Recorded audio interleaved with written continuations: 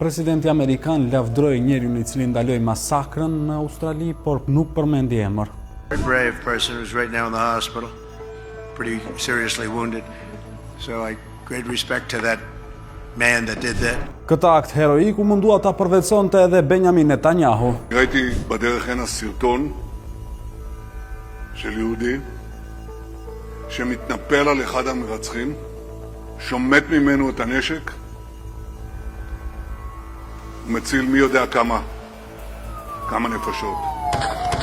Megjithatë, njëri nga sulmuesit ndaj komunitetit hebrej në plazhin Bondi në Australi e çarmatosi një musliman me emrin Ahmed Al-Ahmed. Identiteti dhe prejardhja e tij u injorua edhe nga mediat botërore, si Guardian, New York Times dhe Washington Post, të cilët edhe pas zbulimit të identitetit vazhduan ta përshkruanin si një kalimtar të rastësishëm. Ky 43 vjeçar me origjinë siriane nga Idlibi është pronar I një dyqani frutash në Sutherland të Australisë.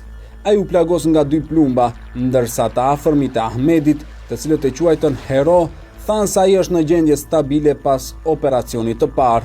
We hope he will be fine. He's a hero. 100% he's a hero. No, he's done the first surgery. I think he's got 2 or 3 surgery that depend on the doctor what he says. He took like a lot of medication and he can't speak nothing, that's all. Nëna e Ahmedit tha se ai ka qenë gjithmonë I guximshëm dhe se I ka pëlqyer të ndihmojë njerëzit. Për veprimet e tij, Ahmed ka marrë mbështetje dhe lëvdata nga e gjithë bota. Dhe për ndihmën në rikuperim për të janë dhuruar tashmë më shumë se $1.1 milion.